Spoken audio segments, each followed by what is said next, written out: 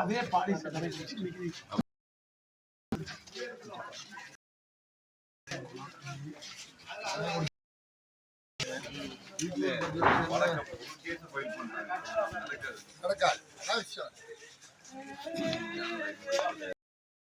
கட்டையில உட்காருங்க.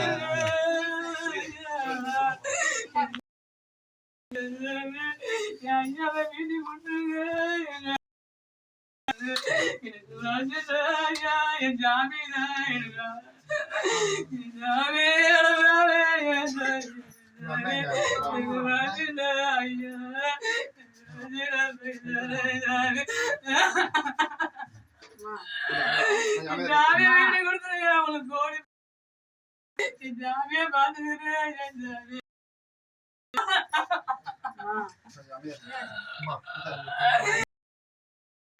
ஜாமியா வீட்டு கொடுத்துரு, எனக்கு ஜாமியா வீட்டு கொடுத்துரு.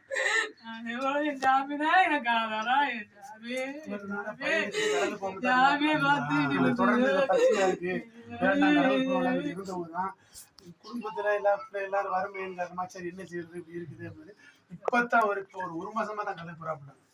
இப்படி கடலுக்கு போக வேண்டாம், இப்படி கரையை தான் வேலை முதல்ல கடலுக்கு போனதுதான் இப்படி இலங்கை கடற்படை தொடர்ந்து இதா இருக்குன்னு சொல்லி ஒரு மாசமா தான் கடலுக்கு போறாப்புல.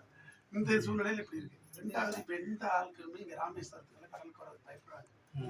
எல்லாருமே என்ன பண்றாங்கன்னா பயந்துகிட்டு இருக்கு. ஆனா ராமேஸ்வரத்துலதான் நல்ல உரிய சம்பளங்கள் கிடைக்கும். அந்த ஊரை மாதிரி கிடையாது இருக்காது. அதனால இங்க இப்ப நம்ம உள்ளூர்ல இருந்தா நம்ம தொழிலுக்கு போயிட்டு நம்ம குழந்தை பொண்டாட்டி பிள்ளைல டெய்லி பாத்திரலாம் இது பண்ணிடலாம் சொல்லிட்டு தான் எல்லா மக்களும் இங்க போற விரும்புறாங்க. ஆனா இப்ப இந்த பிரச்சனைனால அவ்வளவு பேருமே இந்த ஊரை காணி எல்லாம் கர்நாடகா, கேரளா, பெங்களூர் அங்க போவாங்க. இன்னொரு மாநிலத்துக்கு போனா திரும்பியா தான் இருக்கு. நம்ம மாநிலத்துக்கு அங்க போயிட்டு உரிய சம்பளம் கிடைக்காது. மறுபடியும் அங்க உழைச்சிட்டு ஒண்ணும் கிடைக்காது. வேற என்ன செய்யறது, 100-200 கொடுப்பாங்க. அங்க போய் பேச முடியாது.